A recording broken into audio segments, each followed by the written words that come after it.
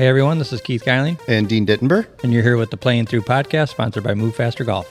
If you're wondering what Move Faster Golf is or how to become an official MFer, listen to our Playing Through podcast to find out.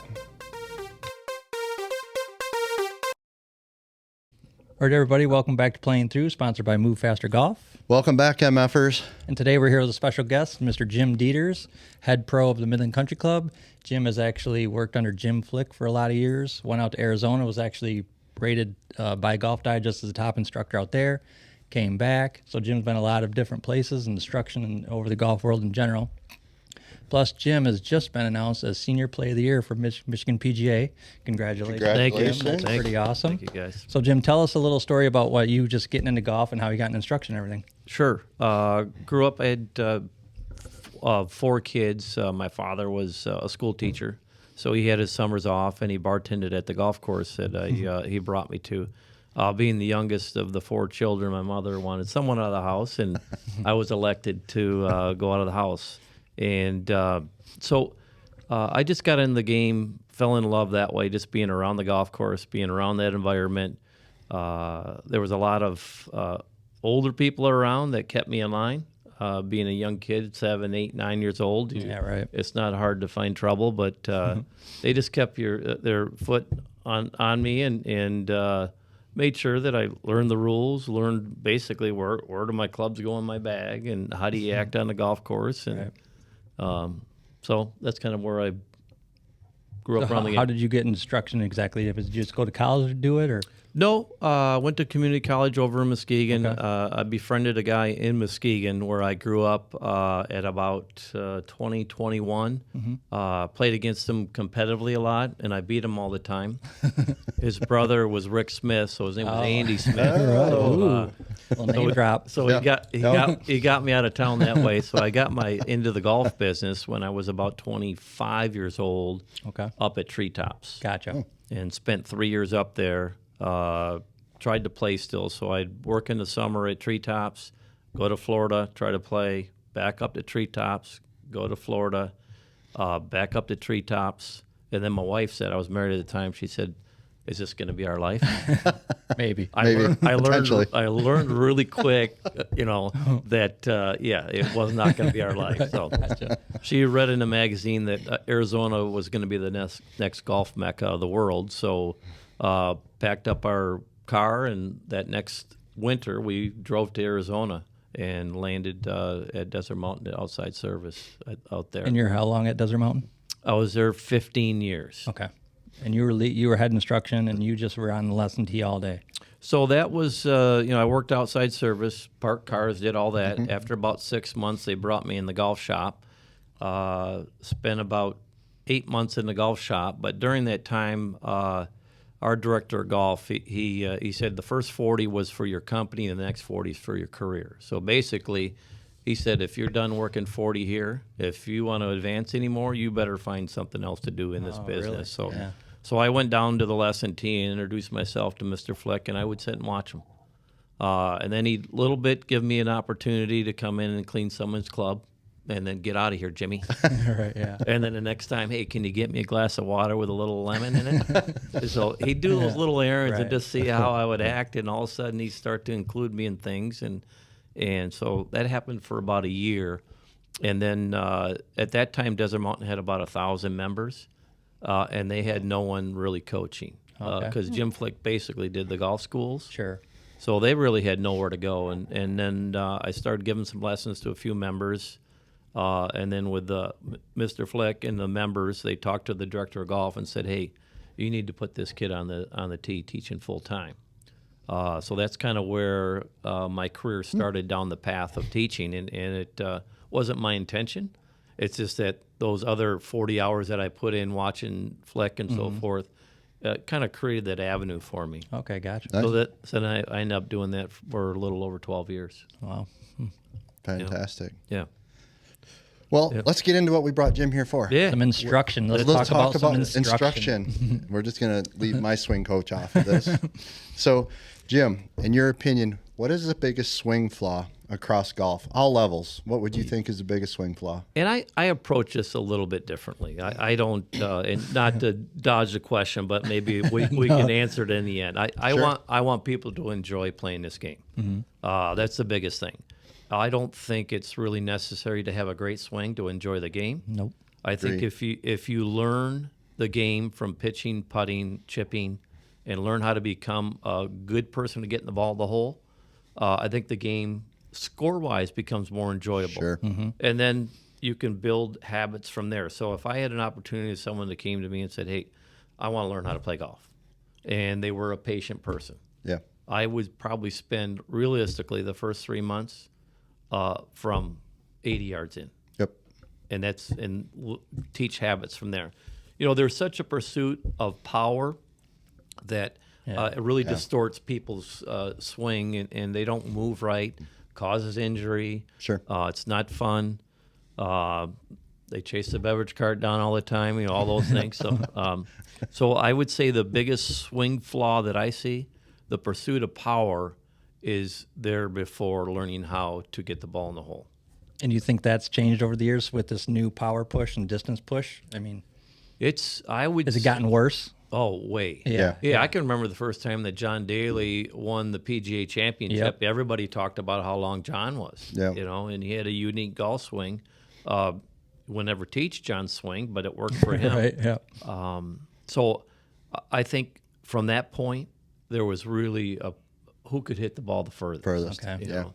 Get the ball as far as you can down there. I don't care if it's in a rough or whatever. Just get it down there far. And now it's with Bryson DeChambeau, with what he went through. Yep. He's not doing that anymore. Right, yeah. He's reeled it back Yeah. a little bit. Yep. He has.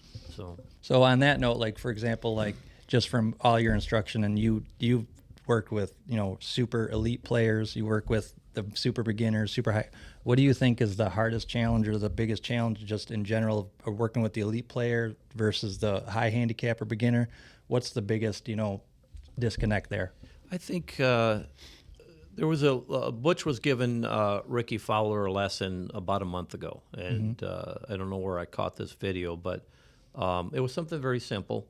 And Ricky, the first 2 times with the ball. So this is a tour professional that his coach is trying to get him to do something, and he whiffed the ball. I mean, that's like, Dean can do that. I can do that. That's hilarious. I've seen it. Some of the best can do swings that, he's no made. So as you spend time with people, the information that you decipher to them is not that difficult to understand. Okay. The sensitivity that you have to execute the information you understand, that's the biggest challenge that we have as a coach. You know, I can sit there and tell you about angles, and we can put you on a TrackMan and talk about all these numbers. Sure. But if you don't have the sensitivity and feel to repeat that, Yep.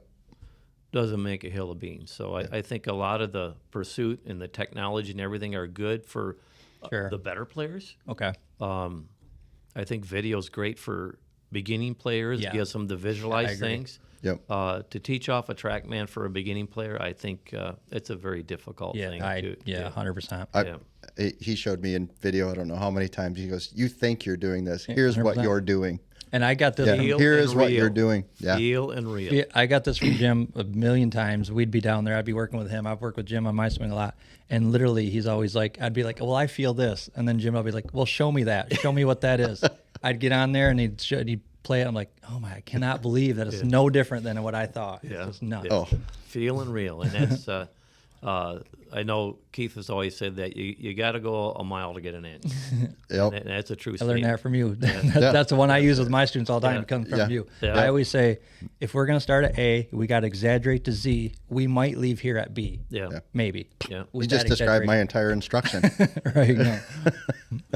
And, Jim Flick passed away when he was about 85, so he's got a ton more experience than me. And he told me at a very early time with him that, and this is, people would come to him is, how long is this going to take me to get this, And he would tell them, and this is people that already can play golf a little bit. Yep. He said, if you do it less than 2 years, you're absolutely a superior athlete.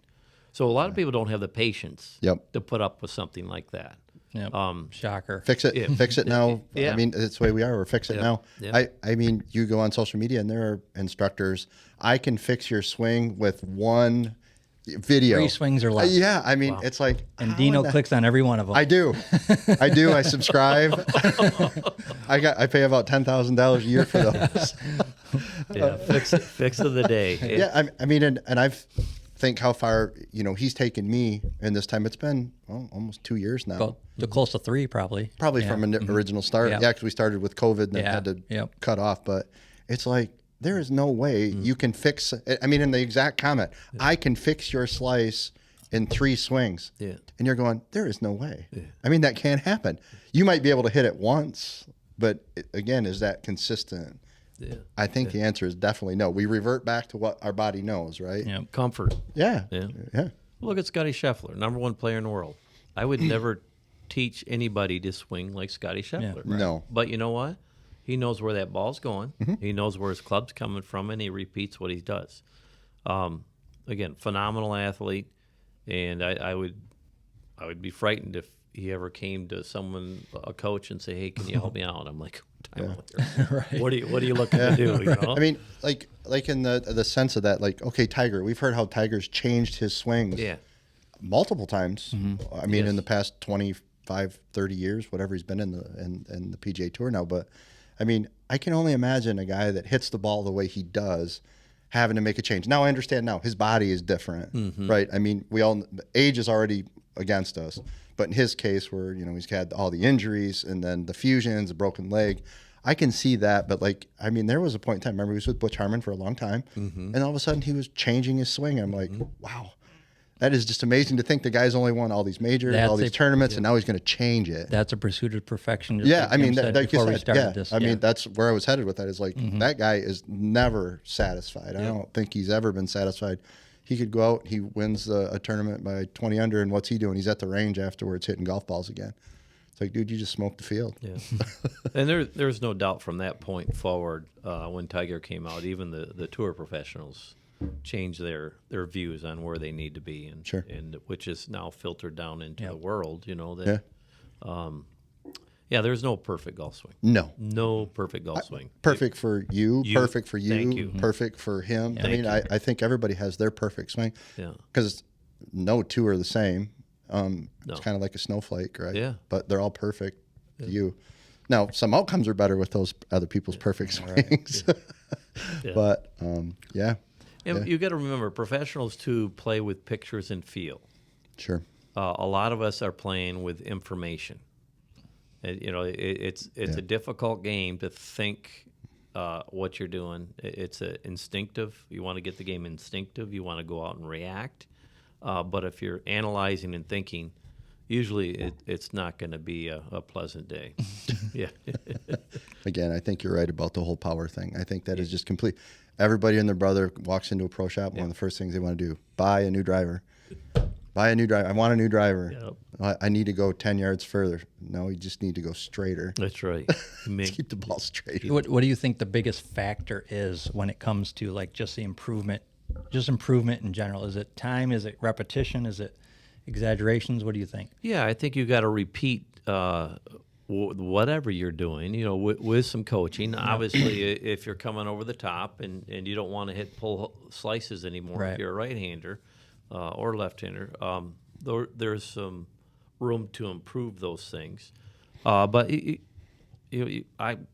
you could put 15 minutes a day, 10, 15 minutes a day to a movement pattern, even if you don't have a golf ball, just put a club in your hand and just constantly do it. Constantly do it. You have to make it a habit. Sure. You told me back in the day, years ago, how many swing patterns do you have to make something a habit? Is like 1,000 or something? Or? Oh no, to make it a habit, 17,000. Correct one. Wow. I'm trying to think. Exactly. Yeah. Wow. I'm trying to think of the name. There's a book that talks about like all the best athletes.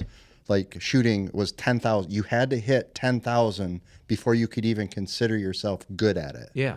Like that's the minimum number. I I remember Kobe Bryant talking about that. Jump shots. He said you have to hit at least 10,000 of them before you really know what you're perfect. But that being said, if you if you buy a certain training aid, you might be able to do it in less than a half an hour. Yes, 3 swings. Exactly. I can get my slice fixed in 3 swings and pick up 25 yards. We might have some of that in the merch line, just saying. So, Jim, what would you say is the biggest hurdle or reason for someone not getting better and improving? I think patience again, just keeping at it. Sometimes, I've been at the country club now for 17 years, and I've been around some of those members for 17 years working on the game. Right. And you know what? I'm probably telling them the same thing today that I told them 17 years ago. This is, like I said, if we don't have the sensitivity and feel for what we're doing, and as a coach, you got to find 15 different ways to say the same thing. Sure. Until it connects to someone, and then they say, "Oh, I feel that." Yep. And those are the words I'm looking for. Okay, I feel that. Yep. And like I said, I might have told them that 15 years ago, and they'll say, "Hey, you never told me that." I said, "Okay, right." Yeah. So I think just patience and like you said, our habits always want to go back to what we're comfortable with. So if you can change those habits and just with time and patience. Sure. I think the magic term there again is repetition. 100%. I mean, you've got to have a club in your hand and you got to swing. You swing now, wait 3 weeks, and then hit again, and then wait another 3 weeks after. Yeah. You've wasted your time. Yeah. If I see them every 2 weeks and the only time that they put a club in my hand is with me, I'm going to tell them the same thing every single time. Okay, Jimmy, so when it comes to swing drills, Yes. is there one drill that you like that you use a lot with your students, or maybe two?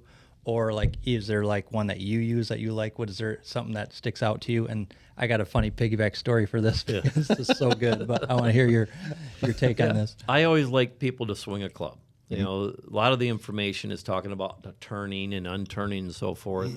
I think a swinging motion creates that. So if you can swing the club right-handed and make contact with the ball, and swing the club left-handed only and make contact with the ball, I think that gives you the feel and sensitivity of what a swing is.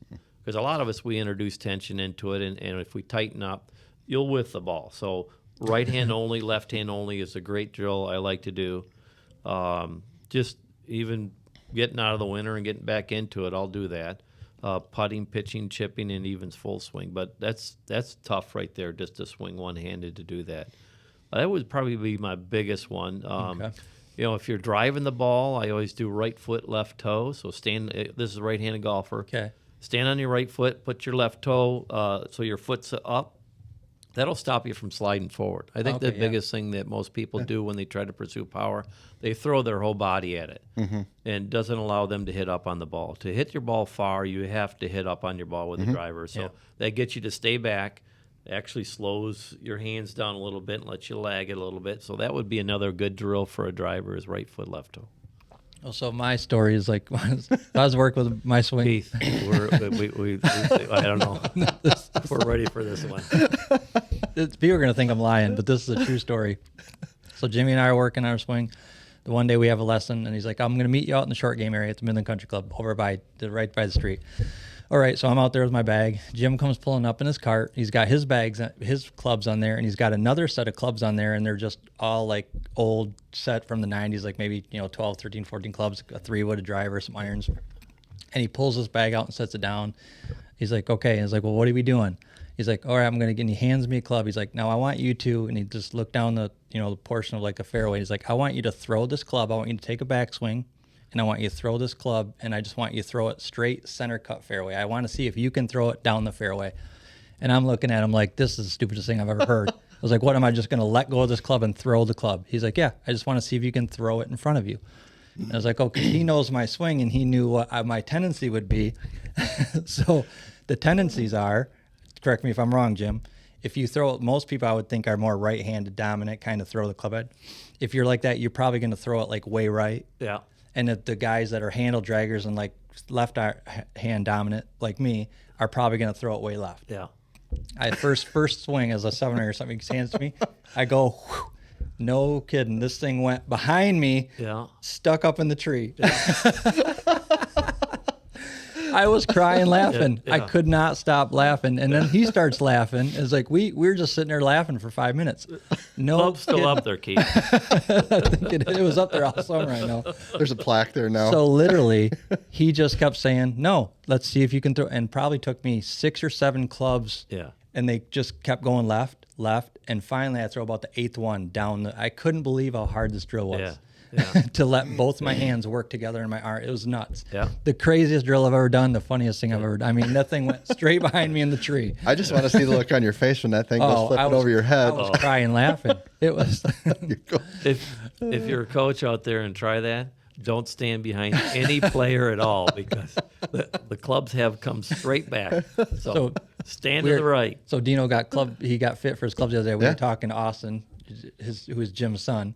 And he was telling us the same exact story about, it was like, I've done that drill with people. It's like, there's only one place you can stay. Is like Yeah, right he was in telling front us. He goes, you stand right here. right. Do not. Because it's the do only not- place you're safe. That's the only safety zone is right here. And you make sure no one else is around. Yeah. That's awesome. Yeah. Well, that's a great drill. Club throwing is Annika Sorensen learned how to play golf they would have thousands of clubs at the end of the range in their junior clinic. They'd all throw clubs to learn, Really? learn where a Well, release point. Okay. I've seen a lot of people throw clubs, but not for that reason. I've seen some guns, and my father-in-law being one of the best at it ever. So, Jim, what is your best advice you could give to golfers out there who just want to get better any way they can?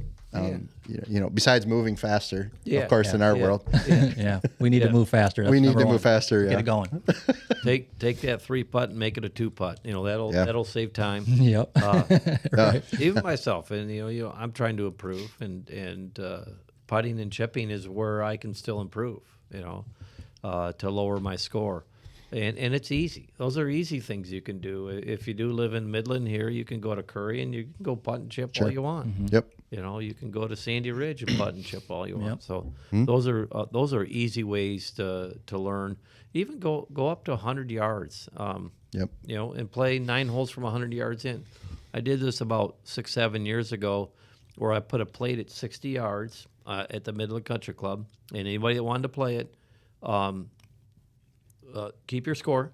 And then at the end of the year, I was going to take the top 3 scores and I was going to play them from 60 yards in. Mm-hmm. And So anybody, because it's not just a junior thing, anybody could play. Anybody. Okay. Yeah. So 60 yards, you're not looking at power, right? Yeah, No. right. Yeah, no. Yeah, juniors. Trying to get up and down, maybe women. at least Yeah. by 3. Yeah. Absolutely. Yeah. Yeah. So I think we end up probably having 150 people try it. Took the top 3 guys and went and played. So anybody can win at that game. Sure. So fortunately, I did beat all the members because there was money involved. Too, so, Right. so that Undisclosed amount. Undisclosed amount, of course. but it was interesting. You would think from 60 yards, we should make 3s. Okay, hit it up on the green, or maybe miss the green, chip and putt. So 3 would be, let's say, a par, if you will. Even in that last group, there was some 4s and 5s. Yeah. Oh, I do remember this because I don't know who I was playing, but we tried it. It was the very first hole. I remember that plaque. We went out and played. I'm like, okay, we're going to do the game too. Yeah. I took like a 6 on the first hole. I chili dipped one. I four-headed one. And I'm like, now I'm done with this. This is stupid. And I didn't. But those are the things that really. Yeah. And then we hear, well, I'm not driving it good enough. I said, well, how many putts did you have? Oh, I had 40. I mean, it's like, Yeah. which is 2 putt in every hole is 36. So Yeah. I think the average tour guy is probably 27, 28 putts. Oh, there's no doubt you see people grind on the range, but then it's like, how many putts do you average in a high school match, whatever? It's like 40 putts. Yep. It's like, Yep. I mean, Yep. I mean, we had talked about, your score, thinking of those shots that you could have done something different. And I could have picked up a stroke there. None of them are your driver. No. I've never thought about that after I've teed the ball off. It's always been around if I wouldn't have did this with that chip, or if I wouldn't have, Yep. if I wouldn't have 3-putted on something I should have easily 2-putted. I mean, so, yeah. I have a great story about a guy that we used to play in our league. His name is Paul Hant. Now, Paul's passed away now, but Paul was one of those guys. He was in his 80s, and he was the most deadly human being I've ever seen from chipping and putting. Yeah. I mean, everybody wanted him on our scramble events because if Paul was just death, but you would go over to Curry and watch. He was there almost every day chipping and putting. I mean, he was just a monster. He's like, I'm only gonna hit the ball 175 yards. Yep. But I know when you get me around the green, I'm gonna make up for it. I'll make up for it, no problem. Is this a second Paul name drop for a podcast? Was it the first one you said? Was it the same guy? Yeah. Oh, this guy is a legend in your mind. Paul, like I said, Paul was in his 80s playing in our league, and he was just a monster around the greens. Putting and chipping was his thing. Yeah, you don't have to be far. You just keep it in play and chip and putt with the best of them. All right, Jim, well, we'll try to close this out, but what would be your best advice for anybody out there listening, whether it be, low, I mean, we've kind of discussed it, short game putter was like, if there was one little tidbit for just listening to this, say, if you wanted to get better, maybe not tomorrow, maybe not next week, but 3 months from now. Three swings. What would it be? Just like we said, repetition or? Yeah, I think that's been the key. Yeah, and any opportunity that you have to play with someone that's better than you. Yes, I definitely agree with that. Even don't be embarrassed. You said that sometimes I wouldn't be if he wouldn't insult me every time I hit it back. Kind of our thing. I know who you're related to, so you can never be embarrassed at all. I mean, Exactly. This is true. So I would say just put yourself in the environment. Number one, it does make you nervous, and you got to overcome your nerves to get better. And then just watch and see, why are they so much better than me? Yeah. And I think at the end of the day, a lot of times it won't be the distance that they hit it, but it's just how consistent they are. Yeah. Their ability when they do get in trouble, they don't hit another trouble shot, and that's what a lot of us do too. If we're in trouble, then we hit another trouble shot and another trouble shot. So get out of trouble, be conservative, and then try to get it up around the green and putt and chip great. Yeah. There you have it. It's as easy as that. Yeah. I mean, it's an easy game, right? How tough is it really? Well, hey, of course, we want to thank Jim for taking the time today to talk about instruction. No better guy that either one of us know to do it. I definitely know he's better than my swing coach. Yep. So anyway, he was rated for a reason. Hey, man, yeah, this guy's still out there winning tournaments. Yeah, so still he's playing doing at a high something. level, one of the best ball strikers in the state. I can tell you that. Yeah. Thank you, guys. It's been fun. That's great. So, hey, want to thank all the MFers for coming back, and hopefully you get a little something out of this. Highly recommend. I don't care what skill level you are. Get some instruction. It will definitely help your game. It's going to definitely help your enjoyment of the game to be able to, so you're not swatting the ball all over the place. Get you in a little bit more consistency. So, again, thanks, guys, so much, and gals, for listening today. Jim, anyway, if someone would ever want to contact you, talk to you about golf or instruction. You don't want to do that. It's tough. Jim's at a private club, so he's got but everybody just there already. may be people who are in that club that want to talk to Jim. Yeah, right. Yeah, it's easy to get a hold of me. Yeah. All right, thanks, Jimmy. Thanks for coming on. Oh, Appreciate thank it. you, Thanks, guys. Jim. I appreciate it. All right, bye, guys. Bye. Thanks, everyone, for sticking around and hearing what we had to blab about here at Playing Through. And remember, if you want to become an official MFer, please like and subscribe.